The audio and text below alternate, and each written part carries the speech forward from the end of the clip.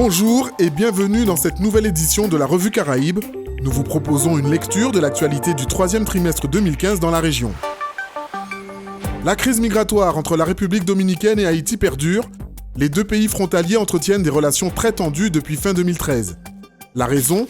L'adoption par la Cour constitutionnelle dominicaine d'un arrêt affirmant que les enfants nés dans le pays de parents étrangers en transit n'ont pas la nationalité dominicaine, et ce, avec effet rétroactif depuis 1929.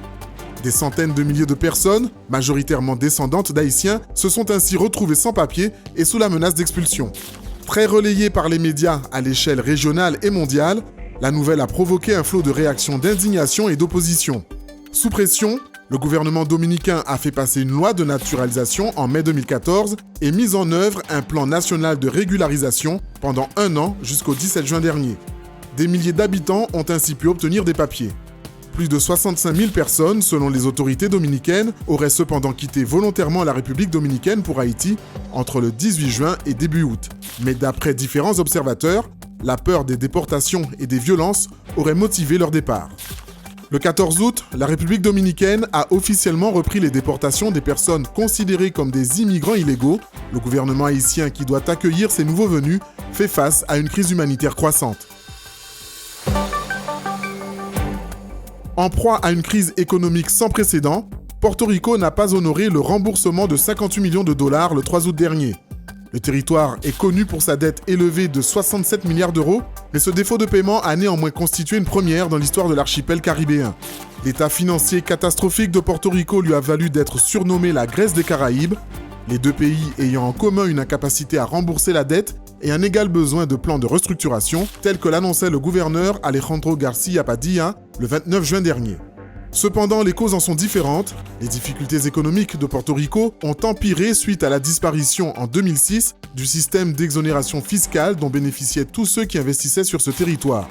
La dette de Porto Rico, qui n'a pas la possibilité d'avoir recours au FMI, est donc essentiellement due à des créanciers privés. N'étant pas un État américain, mais un territoire autonome, rattaché aux États-Unis, l'île ne peut bénéficier de la loi fédérale sur les faillites, potentiel remède à une crise économique qui interroge le modèle institutionnel et politique du territoire. Malgré les demandes de toutes parts, aucune modification n'a été à ce jour apportée à cette loi et la priorité reste pour le territoire caribéen de trouver une issue à la crise. Venus du Brésil, les sargasses ont envahi les côtes de multiples territoires de la Caraïbe depuis plusieurs mois. Sur le sable ou dans l'eau, ces algues brunes s'amoncellent par tonnes, se décomposent et causent d'importantes nuisances visuelles et sonores. Les plaintes des populations se sont multipliées au fil des semaines, les risques pour la santé sont reconnus et les conséquences économiques sont désastreuses. Pour le tourisme notamment, car les sargasses constituent un visiteur indésirable qui ôte l'expérience de la plage à nos clients, selon l'Organisation caribéenne du tourisme, la CTO. Ramasser ces centaines de tonnes d'algues brunes apparaît indispensable, mais implique de trouver des solutions efficaces pour les éliminer ou les utiliser. Pour mener le combat, des moyens importants sont nécessaires. Fin juillet, le Mexique a annoncé avoir investi un peu plus de 9 millions de dollars et embauché 4600 travailleurs temporaires pour nettoyer les plages. Plus récemment, l'Assemblée locale de Tobago a qualifié l'invasion des sargasses de catastrophe naturelle et débloqué 3 millions d'euros pour financer une vaste campagne de nettoyage. Du côté des Antilles françaises, pas de catastrophe naturelle, mais l'État a arrêté un plan sargasse qui comporte un fonds exceptionnel de 2 millions d'euros pour les actions d'élimination et l'organisation d'une conférence internationale réunissant les États de la Caraïbe durant le second semestre. Le mois de mai, marqué par la commémoration de l'abolition de l'esclavage en 1848 dans les Outre-mer français, s'est ouvert cette année par l'inauguration en Guadeloupe du Memorial Act, en présence du président de la République François Hollande et de nombreux chefs d'État et de gouvernement de la Caraïbe et d'Afrique. Centre caribéen d'expression et de mémoire de la traite de l'esclavage, le Memorial Act se veut un lieu de rassemblement et d'ouverture et un support de réflexion sur la résistance, la résilience et la liberté.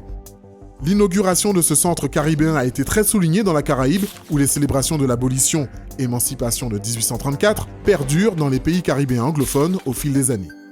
S'étalant sur le mois d'août, elles prennent des formes diverses en Jamaïque, à la Barbade, à Sainte-Lucie, à Trinidad et Tobago, en Guyana ou encore à la Dominique. Dans le contexte spécifique de la Caraïbe, ces manifestations ont été l'occasion d'aborder la question des réparations, qui a également été traitée lors du symposium organisé dans le cadre du 12e Carifesta, événement culturel et artistique régional en Haïti. C'était la Revue Caraïbe, rendez-vous en décembre pour la 4e édition.